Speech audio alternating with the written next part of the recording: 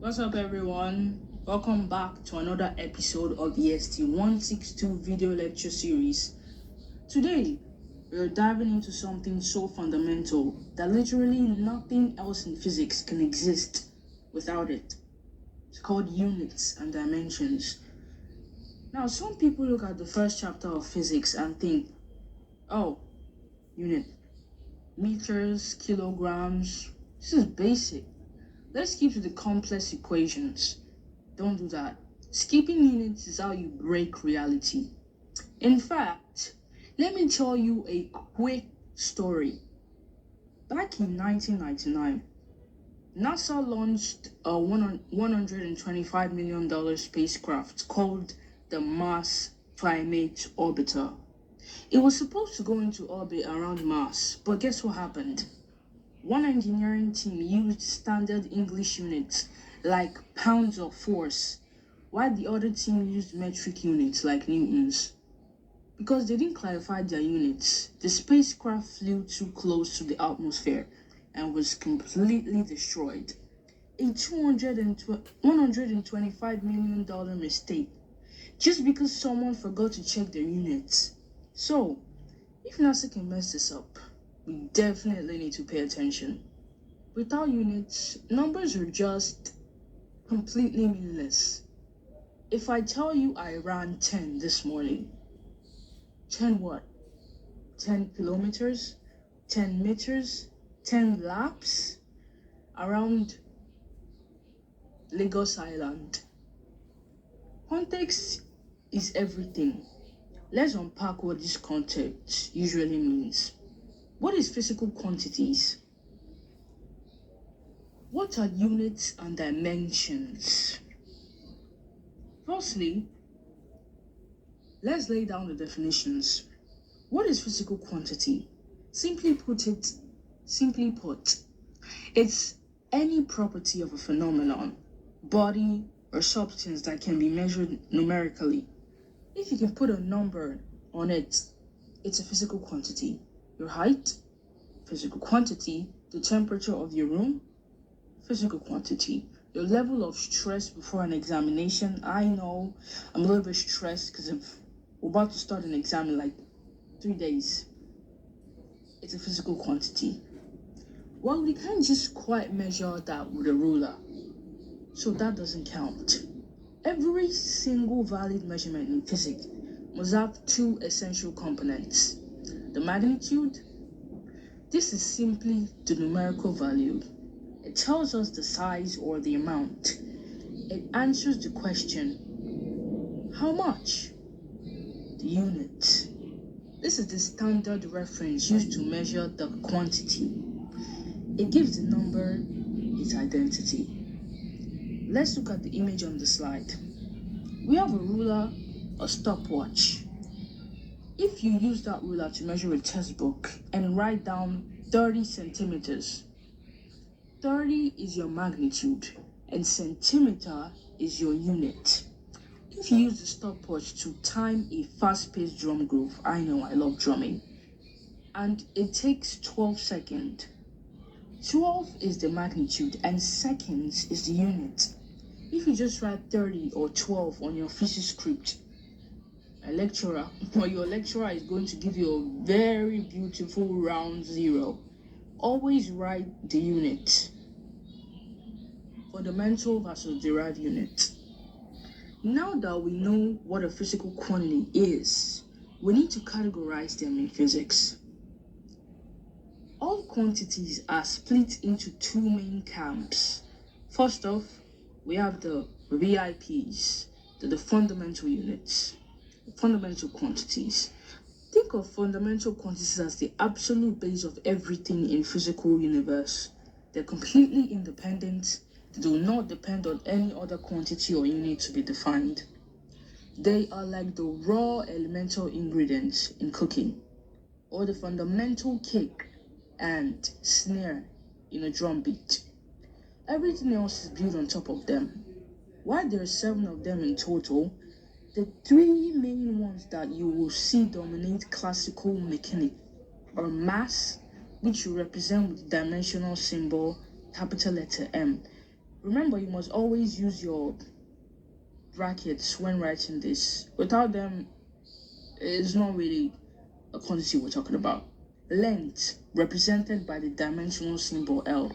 Time, represented by the dimensional symbol T.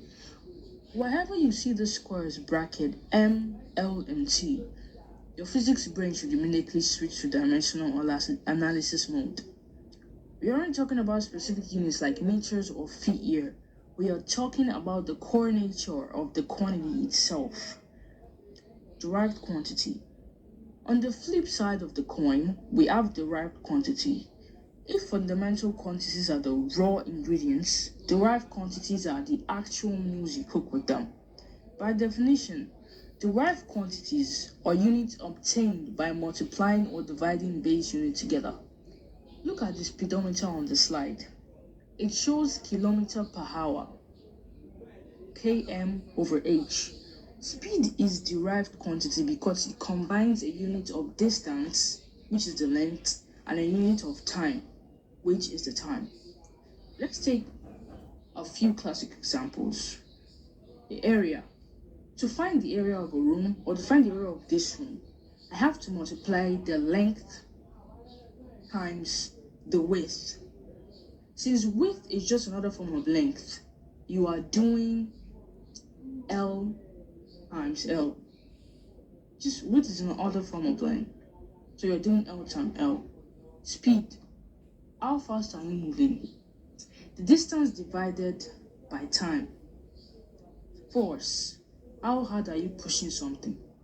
According to Newton, there is mass times acceleration. Every single one of this relies on our core pillars to exist. Without M, L, and T, derived quantities vanish into thin air.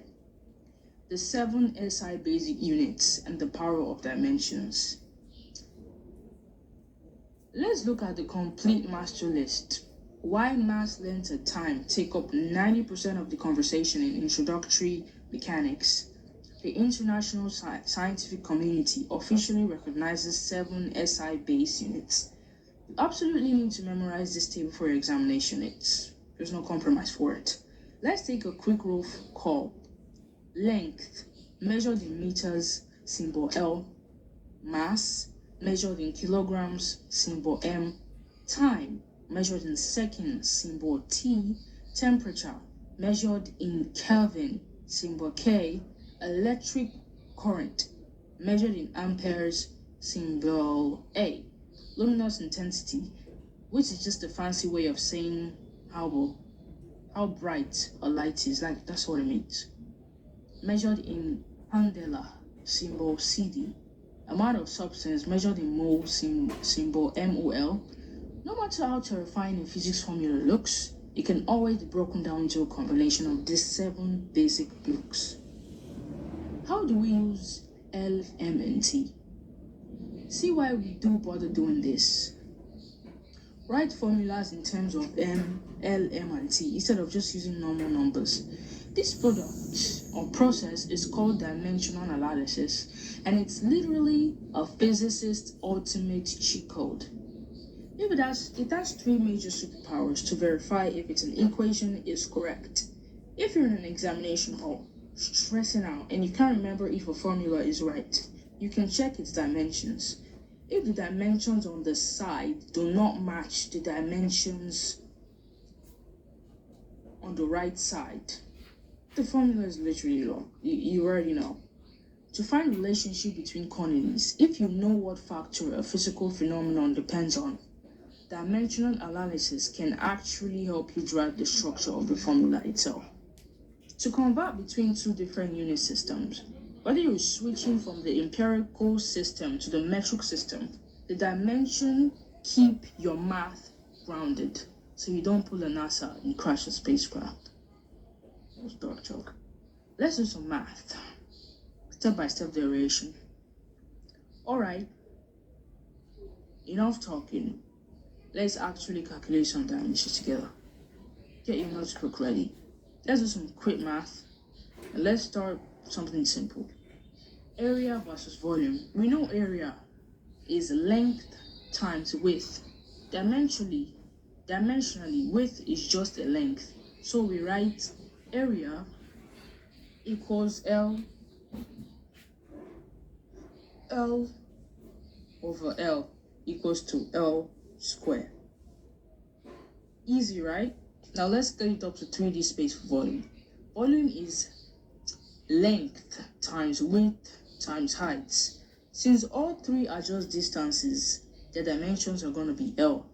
So volume equals to L times L times L equals to L raised to power 3. Boom!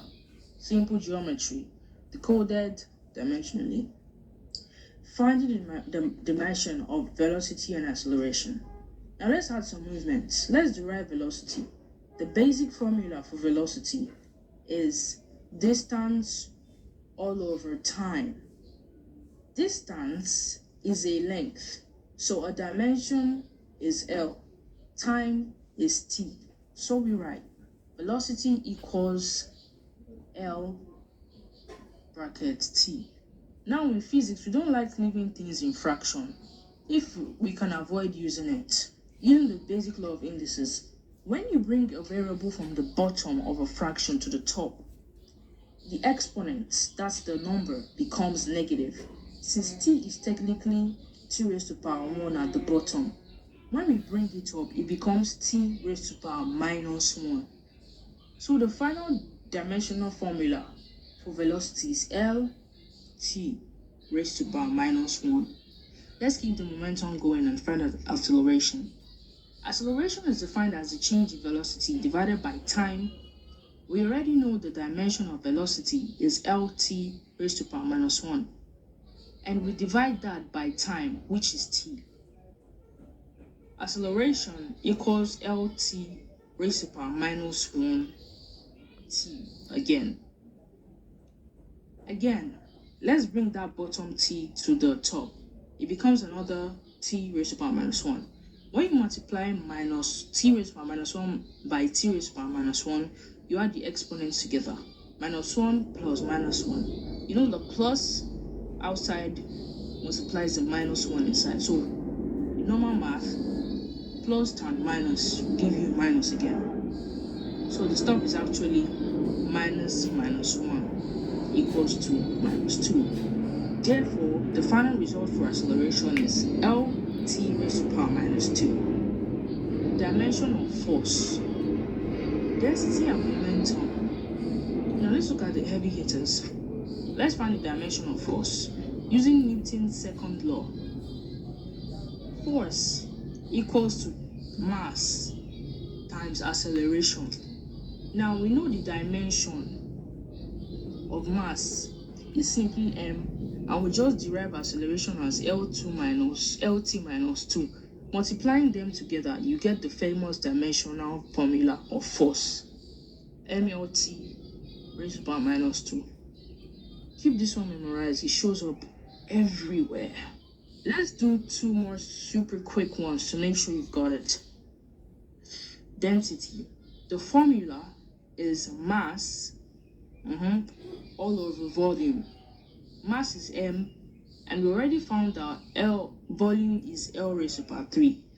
Bring that L raised to power 3 to the top and it becomes negative. So density is mL raised to the power of minus 3. The momentum. The formula is mass times velocity. Mass is already m, and velocity is raised to power Lt minus 1. Put them next to each other and you get mLt raised to power minus 1. The golden rules and exam pitfalls.